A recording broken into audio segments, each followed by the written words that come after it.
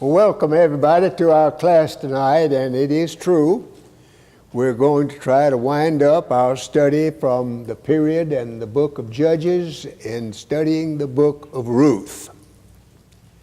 Now, the reason we study Ruth in connection with this is because, as we read at the very beginning, the event that takes place here in the book of Ruth took place during the period of the Judges.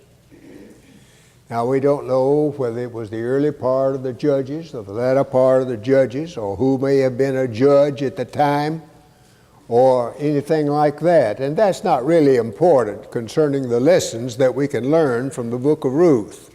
And we do learn some very wonderful lessons. Now, as we have studied the book of Judges, the period of Judges, it was a most turbulent period, wasn't it? It was a frightful time. It's been often referred to as the dark ages of Israel. Of course, there were good people here and there, as we see in the book of Judges, but for the most part, the book of Judges is a book of doom and despair, panic and chaos, the vilest kind of wickedness that you can ever consider. And when you think about that and begin to describe the book of Ruth, you really wonder how it fit into that period. I was thinking the other day, just what terms would I use if I wanted to describe the book of Ruth? I think I would have to use the term love. Those of you familiar with the book already, you would agree with that, I'm sure. Loyalty, decision, commitment. These are notable virtues. These are good things that we see here in a period of great despondency. Now, before we get into the text itself, I want you to turn back with me to the book of Deuteronomy, chapter 25. For there's a law revealed here in the law of Moses in the book of Deuteronomy that will have an important part and influence in the events that take place in the book of Ruth. Looking at verse 5 of Deuteronomy 25, "And if brethren dwell together, and one of them die, and have no child, the wife of the dead shall not marry without unto a stranger. Her husband's brother shall go in unto her, and take her to him to wife, and perform the duty of a husband's brother unto her. And it shall be, that the firstborn which she beareth shall succeed in the name of his brother which is dead, that his name be not put out of Israel." Now, I've noted to you several times before the great emphasis that the Jewish people placed upon genealogy and who their ancestors were, and the continuation of family and of tribe. You will remember when the tribe of Benjamin was so wicked that they almost destroyed that tribe, and then they changed their mind about that. They didn't want that tribe to be abolished. And they didn't want families to be abolished. They wanted the name to continue. And if a man should die without having a child, why, they wanted a child to be born, but it would be in his name and would carry on his family heritage. And we're going to see that this plays a role in the story of Ruth. Well, as I said, it came to pass in the days of the Judges, there was a famine in the land. Now, that's not an unusual situation sometime in the land of Palestine, but here's a famine. And we're introduced here to a man named Elimelech. His wife was named Naomi, and his two sons, Mahlon and Chilion. And in this famine, they left their home there in Judah, and they went to Moab, to the country of Moab. This is rather strange, I think, that Elimelech would choose to do this. Now, I'm not as hard on Elimelech as some of the commentaries I've read. Some said Elimelech was rebelling against God. He was defying the promise of God's providence. He was going to take care of things himself. I think that's just so much stuff. Although it may have some element of truth to it, but I think he went into Moab. His land could not produce. He couldn't take care of his family. Isn't it important? Don't husbands and fathers think it's very important to try to provide for their family? I rather commend him. He evidently didn't feel like he could do it where he was, and so he was going to take measures to take care of his family. Even though it would take him out of Judah and put him into a country that historically was hostile to Israel. Now, they were kinfolks, going back to the time of Lot, but nonetheless, they were hostile toward Israel down through its history. But nonetheless, they made their way over there into the country of Moab. But misfortune struck this family. Elimelech died. She was left with her 2 sons. They married wives of the Moabites. That was not what God had wanted them to do, was it? God wanted them to marry within their own people. But they married Moabites. I suppose that Elimelech and Naomi ought not have been too surprised about that. After all, that's where they took their boys. And their boys married one named Orpah, and the other was named Ruth. It's Mahlon that married Ruth, we learned in the 4th chapter. And not only did Elimelech die, Mahlon and Chilion died also. So now we have these 3 widows, Naomi and her 2 daughters-in-law. Naomi decided, since the situation had obviously changed in Judah, she would go back home. I imagine she had a longing to go back home. Most people do when they have to be away. And so she said to her daughters-in-law, "Go, return each to a mother's house. The Lord deal kindly with you as you have dealt with the dead and with me." She commended her daughters-in-law there in verse 8. She kissed them and lifted up their voice and wept. And they said, "No, we're going to go with you." Both of them decided that they would go back with Naomi.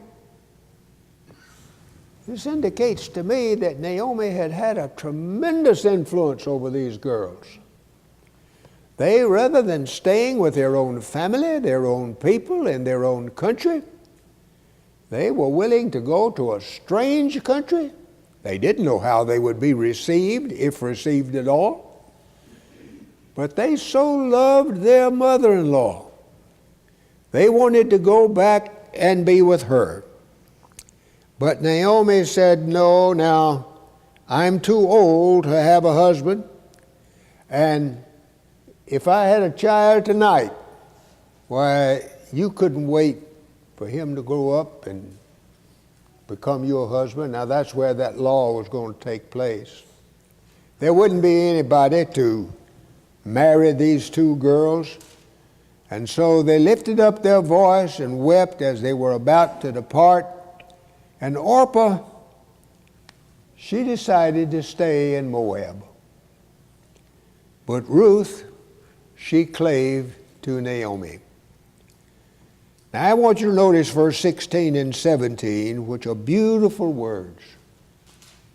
Ruth said, "Entreat me not to leave thee, or to return from following after thee. For whither thou goest, I will go, and whither thou lodgest, I will lodge. Thy people shall be my people, and thy God my God. Where thou diest, I will die, and there will I be buried.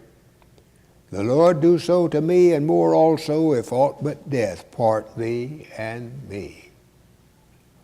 Now that's a statement of real commitment, isn't it? This was a lifelong promise she was making to Naomi. Only death will separate us. Notice what's involved in these words. She didn't want to leave. She wanted to follow Naomi. Wherever Naomi went, that's where she was going to go. Where Naomi lived, that's where she was going to live. Naomi's people would be her people. She would be a part of that family. And significantly, Naomi's God would be her God also. And not only that, Naomi, where you die, that's where I'm going to die, and that's where I'm going to be buried with you. Ordinarily, people are buried with their families, and of course, this was going to be her new family.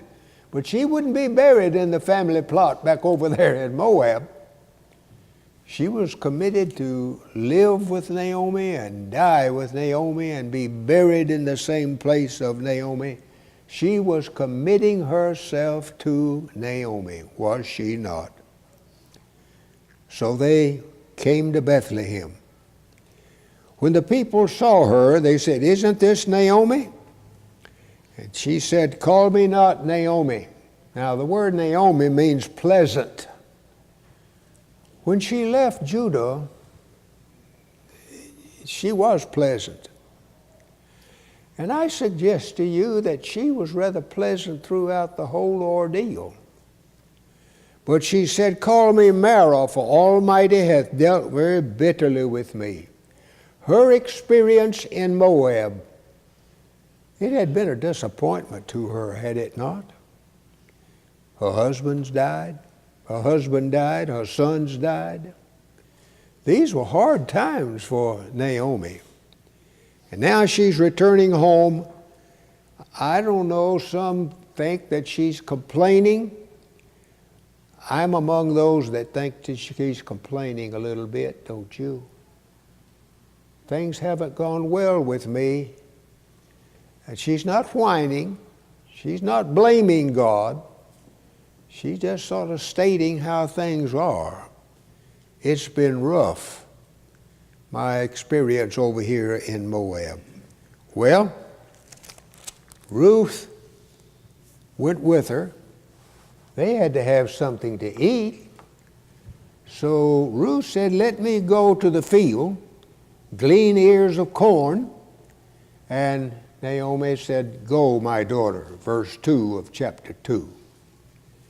Now the field that she went belonged to a man named Boaz. I think of Boaz, I think of a little boy, I can't remember whether it was in Chattanooga or Jackson.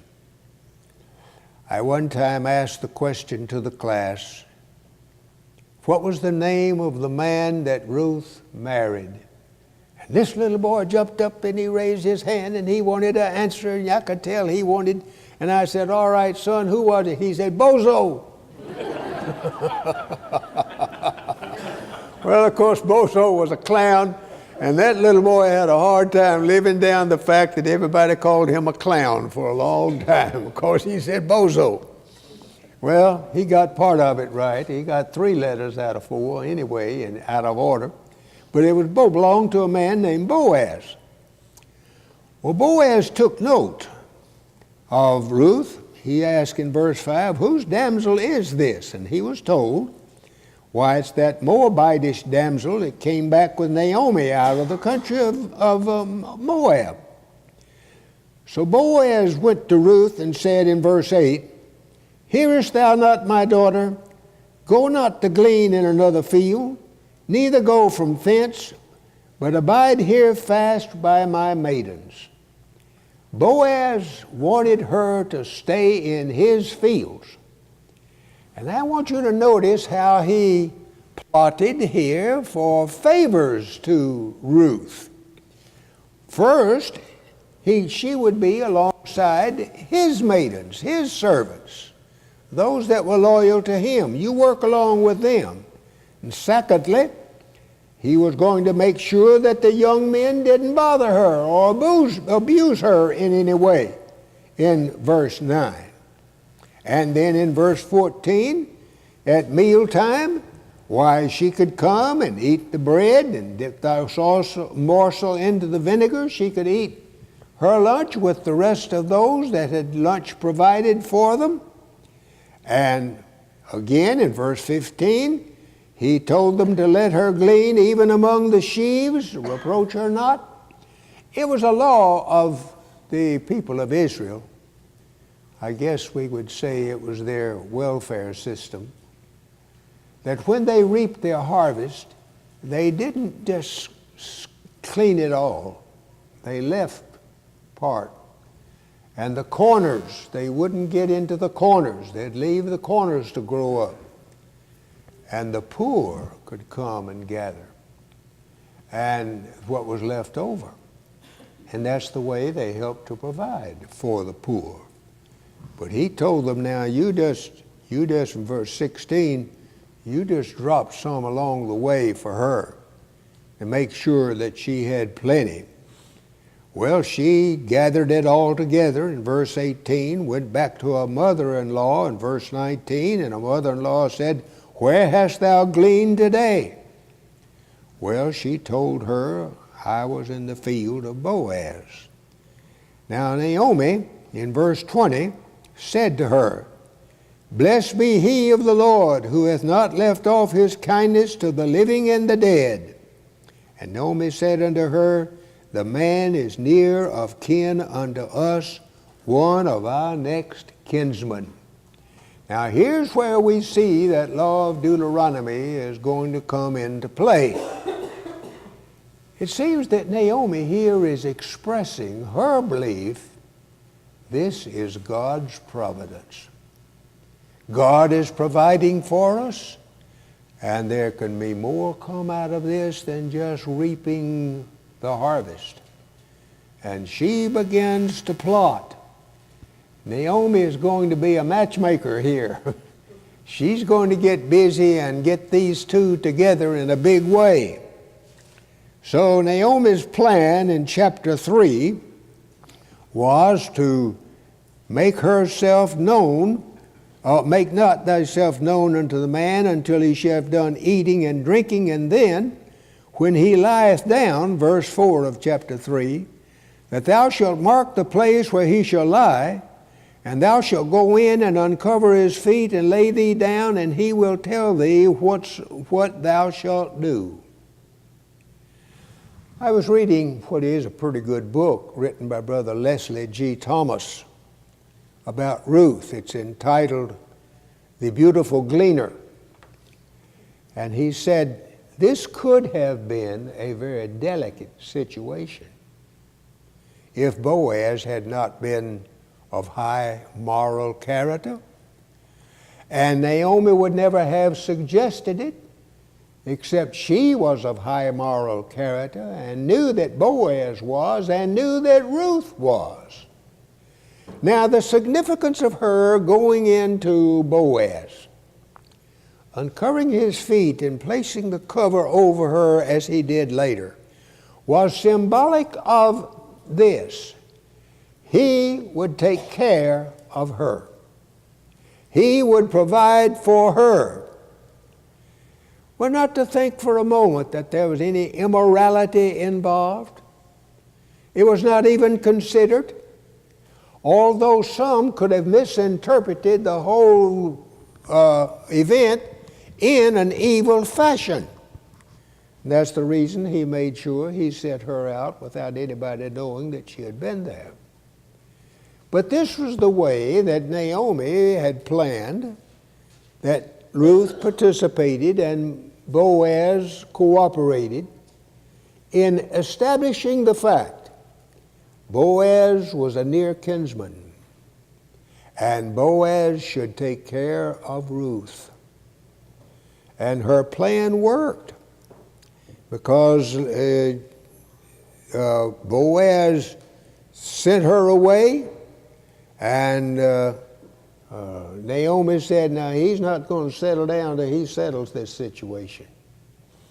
And so that's what's going to take place. Notice verse 18 of chapter 3. Sit still, my daughter, until thou know how the matter will fall. For the man will not be in rest until he have finished this thing this day. So the plan of Naomi to get Ruth and Boaz together is going to work, it looks like. And Boaz went up to the gate. That's where the dignitaries of the city would gather and conduct their official business.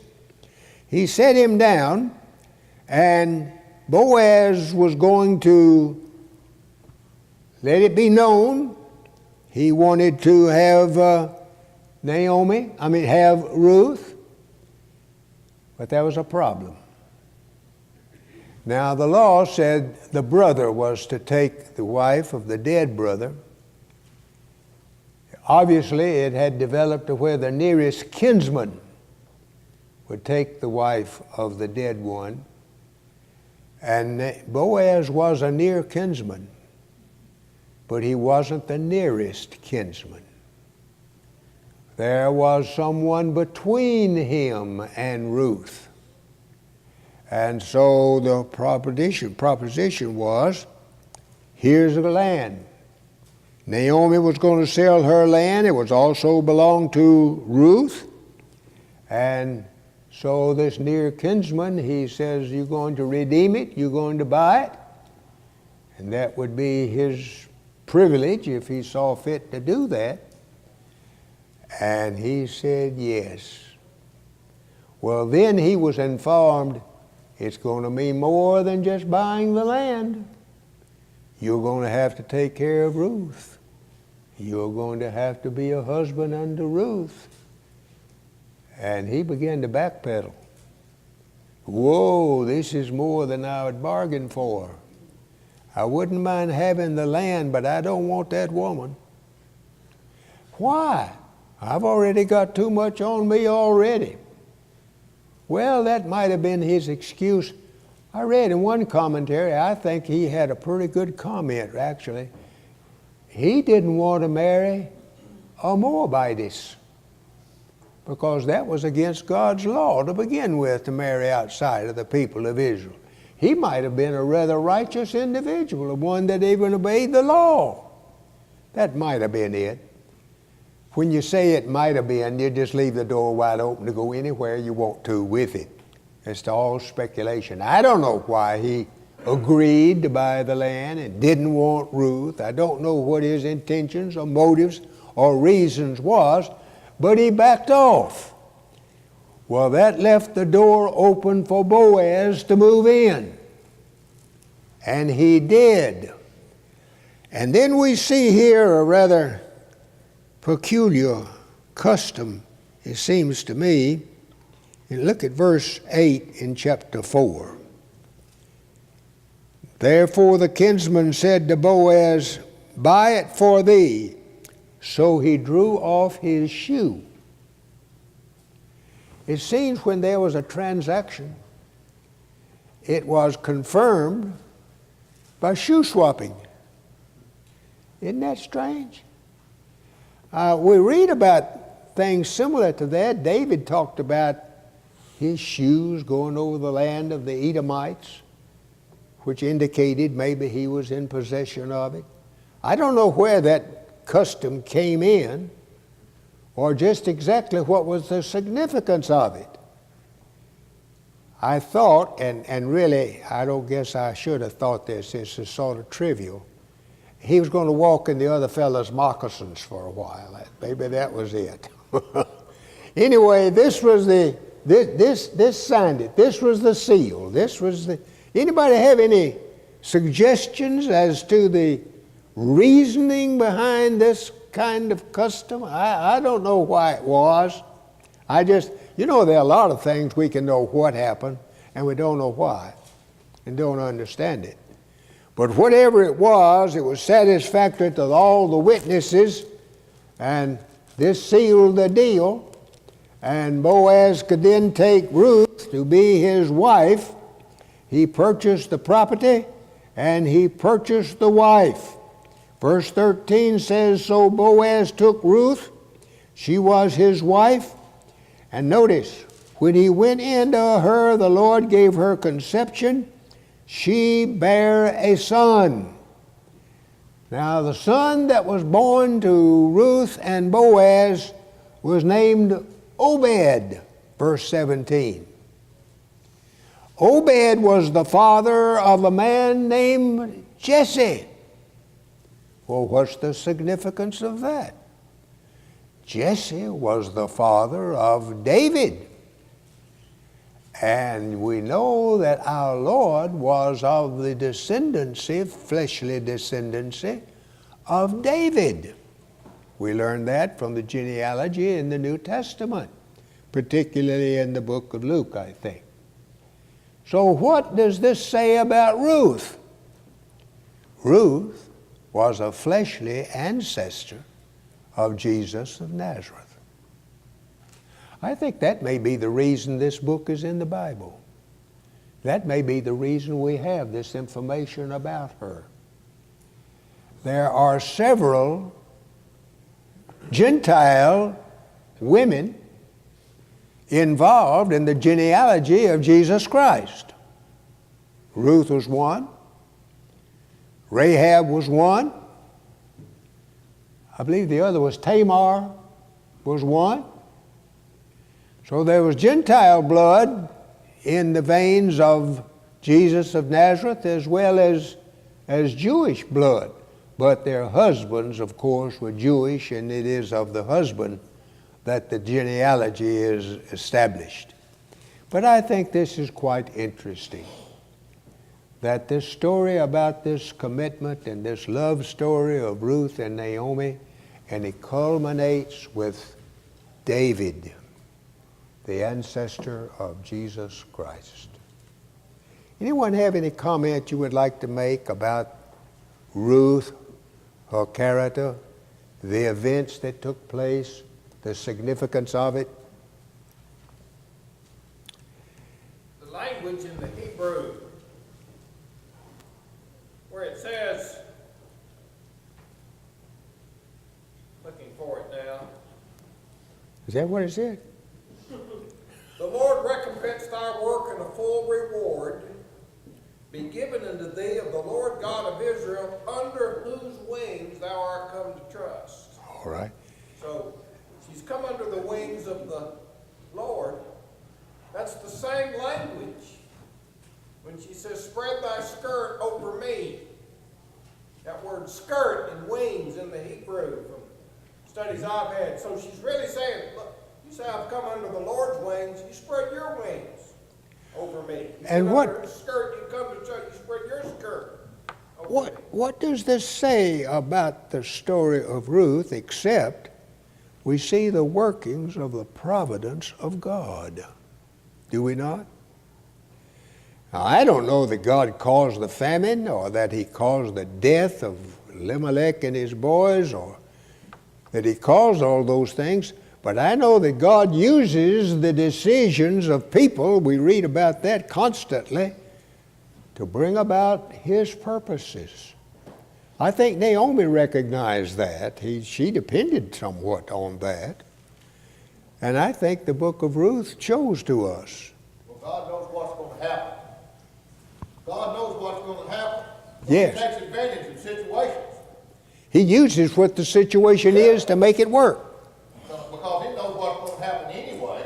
And so if he knows all and sees all, then he can take advantage of any situation. And that's how he gets his problems. That's how his problems come about. I don't know whether he made that man back out of his deal with before Boaz or not. Whatever it was, he used that. He used that to accomplish his purposes. Well, let me just add this. We've got just a moment left. After the book of Judges, as we have noted several times, there are two other judges that we read about in 1 Samuel. One is Eli, who was also a priest as well as a judge.